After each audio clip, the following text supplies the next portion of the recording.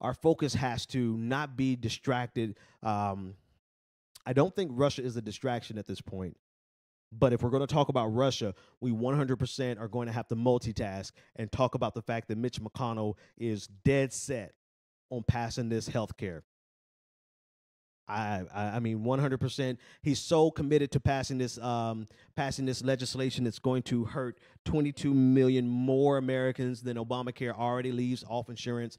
According to a data calculated by Matt Brunig over the People's Policy workshop. So, I'm sorry, I don't have the title of his think tank right, but Matt Brunig calculated that over the next 10 years, you're going to see potentially 539,000, almost 540,000 Americans who will die from not having access to health care as a result of the AHCA, the American Health Care Act.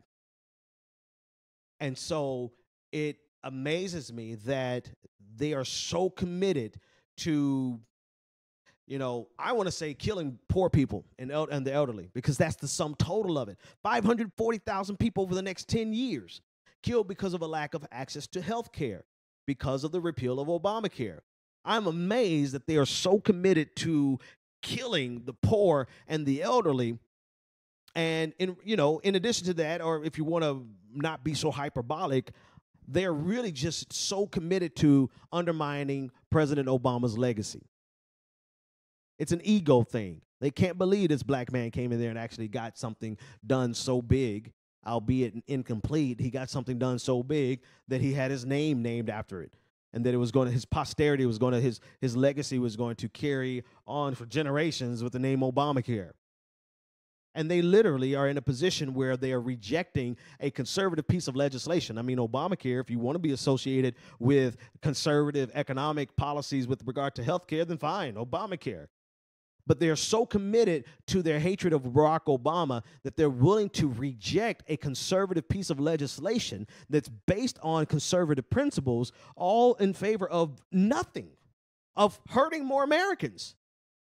And they're so committed to that they're willing to take off 2 weeks of their vacation time, because God forbid they stay and work the same amount of days as the average American, right? But they're so committed that they're knocking off 2 weeks of their 2 weeks of their vacation time in order to come and pass this healthcare law. And so this is why it's important that even if we talk about Russia, we've got to freaking multitask. We have to multitask because the Congress, the Senate, rather, is getting ready to pass this legislation, and they are set on doing it. And so we have to multitask to the point where we call our senators right now, today, tomorrow. Leave them, call your senator. Let them know that you are their constituent. And if they support this bill, then 100% you're going to do everything within your power to make sure that they are no longer a senator. We have to make the price, the pain point for this legislation so high that they walk away from it. And if they're stupid enough to actually go ahead and implement it, well, then they have an entire horde of people who are now going to oppose them.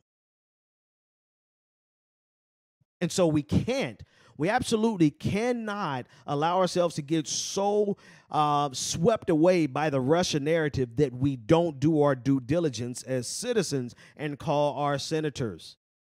Call your senator tomorrow, send them an email, send them a fax, be polite, be firm. Don't say anything that's going to get the Secret Service or the Senate security, the Congressional Police Force, Congressional Police Department, whatever the title of that them people is.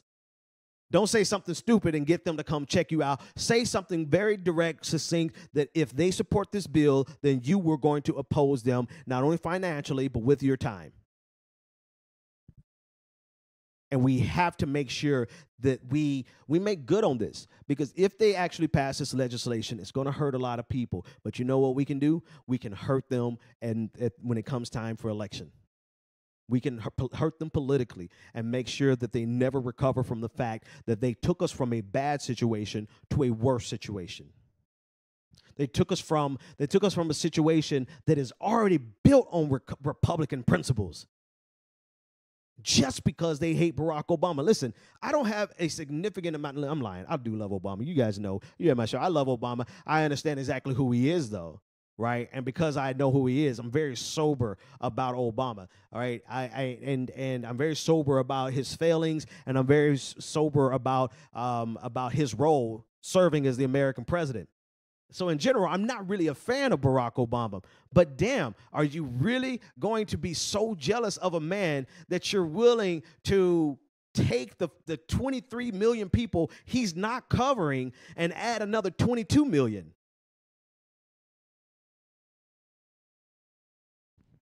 That's the most fascinating thing to me. If anything, they could have easily said, and once it passed, they could have easily said that, oh my God, I just came up with the greatest way the Republicans, I need to get paid for this. Republicans could have taken 100% credit for Obamacare. And and it would have been the truth. Republicans, instead of trying to do everything they can to hurt 22 million more Americans, all they had to do was say, you do realize, President Obama, that this was based on the Heritage Foundation. You do realize, President Obama, that this was based on Romney Care. This proves, this is what Republicans could have done. They could have said, this proves that conservative principles work. And that would have gutted the Democratic Party and exposed them. And then the Democrats would have had to run left, right? But instead of doing that, instead of taking credit for it, because it's theirs, Obamacare is theirs. They could have co-opted, they could have whitewashed and co-opted Obama's legacy just like they do Martin Luther King's legacy. Just like they do Jesus's legacy. They continuously take credit for stuff and whitewash it and turn it around for their favor.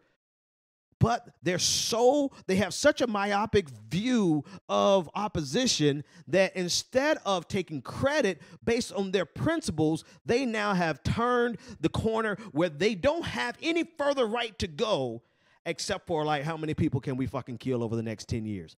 539,000. Like, I get not liking somebody, but you hate somebody so much that you could have you hate somebody so much that you are betraying your principles. I mean, damn. Like, I definitely want you guys to call. Like, seriously, once you get done tomorrow, when you're done with the show and you're done listening, hang up, email your senator, and let them know. Fax your senator, and seriously let them know that if they support this bill, if they vote for this bill, you're going to do everything within your economic and your voting power to make sure that they never bumps the Senate, that they never serve in American politics ever again. Let them know that they are creating a lifelong political enemy, and I don't care what party they're in. I don't care if they're Democrat. I don't care if they're Republican. You are going to create a lifelong enemy, and I will follow your career wherever it goes within our state. So long as I'm a constituent of yours, I will follow your career and always support the opposition because you did something directly to harm not only me, but my neighbor. Do that. Use that language. Don't threaten them. And let them know we don't have time for any games.